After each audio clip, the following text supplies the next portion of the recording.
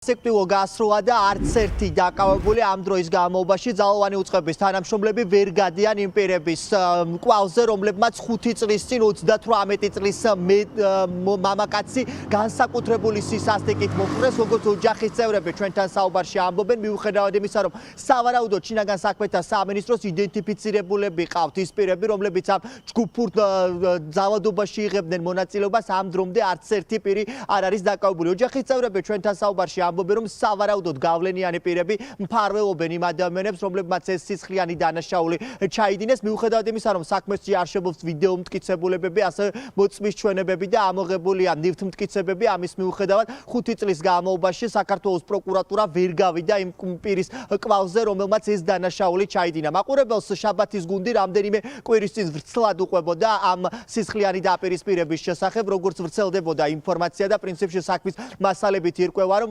ორმა პიროვნებამ ორთა ჭავაში, ფონი ჭავაში უпростоრე ტაქსის მძღოლი გააჩერეს, რომელიც გაკოჭეს. შემდგომ ამ პიროვნებასთან ერთად ისინი რამდენიმე საათის განმავლობაში 38 წლის მეწვანილეს საცხოვრებელი სახლის მიმდებარე ტერიტორიაზე უთვალთვალებდნენ და სწორედ აქ მოკლეს ის ცეცხლსასროლი იარაღი 15-ჯერ ესროლეს მას. ამის შემდგომ ტაქსის მძღოლთან ერთად ისინი წავიდნენ და ეს ავტომობილი დაწვეს კვალის დაფარვის მიზნით. ამის შემდგომ სწორედ ამ პირების კვალი ქრება. შესაბამისად ახლა ოჯახის წევრები 38 წლის მეწვანილის ითხოვენ იმას, რომ რაც შეიძლება მალე მოხდეს იმ პირების იდენტიფიცირება და დაკავება, რომლებიც ამ დრომდე მიმალვაში არიან. 5 წელი 30-ზე მეტი კამერა გადაღებული ქონდა, ყველაფერი აქ როგორც ჭიშკართან გააჩერა მანქანა, პრიუსი ჩავიდა, ის ნახაო იქ არის არ არისო სახშიო, როცა გამოვიდა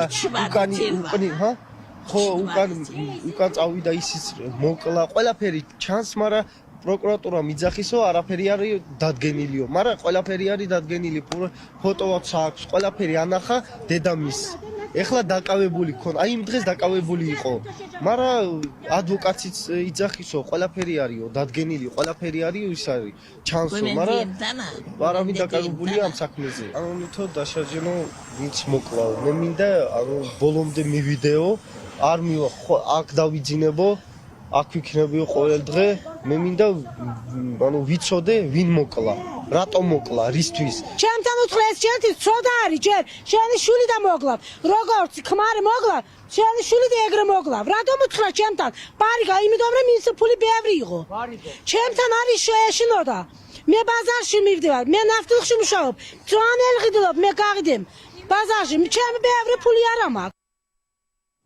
განსაკუთრებული სისასტიკით მოკლული 38 წლის მამაკაცის ოჯახის წევრები დღეს საქართველოს პროკურატურასთან რამდენიმე საათის განმავლობაში იმყოფებოდნენ. ისინი ითხოვენ საქმის პროკურორთან შეხვედრას, რათა გაიგონ მთავარ კითხვებზე პასუხები, თუ რატომ არ არიან დაკავებული ამ დრომდე ის ადამიანები, რომლებმაც ჩასაფრება მოუწყვეს მეწვანილეს და სწორედ ამის შემდგომ მოკლეს ის. უფლებადამცველიც იმყოფებოდა დღეს ოჯახის, რომელიც ამბობს, რომ ამ საქმეში არის პირდაპირ მტკიცებულებები, რომლითაც შესაძლებელია იმ პირებზე რომლებმაც ეს დანაშაული ჩაიდინეს, თუმცა ამ დროის განმავლობაში არც ერთი პირი ძალოვანი უწყების თანამშრომლებს დაკავებული არ ყავთ. დამნაშავე პირები ფაქტიურად დადგენილია გამოძიება მთელი ამდენი ხნის განმავლობაში, რაც ჩაატარა საგამოძიებო მოქმედებები. ამ საგამოძიებო მოქმედებების შედეგად საქმეში ნათლად ჩანს სავარაუდოდ დანაშაულის ჩამდენი პირები, რომლებიც დღემდე არც ერთი პირი არ არის დაკავებული. რა თქმა უნდა, ისავების ოჯახს სწორი პროტესტი აქვს და სწორი განცდა აქვს. პირს ესროლეს 15 ტყვია საკუთარი საცხოვრებელი სახლის წინ. ფაქტიურად დადგენილი არიან პირები, რომლებმაც ესროლეს, ასევე ასახელებენ სავარაუდო დამკვეთსაც, მაგრამ დღემდე რეაგირება პროკურატურის მხრიდან არ არის არანაირი. მათი მოთხოვნა არის იმ პირების დაჯა კონკრეტულად, ვინც ეს დანაშაული ჩაიდინეს და მათ შორის ასევე თუ დადგინდება, რომ მოცემული და ხსენებული მკვლელობა გახლავთ შეკვეთით მკვლელობა.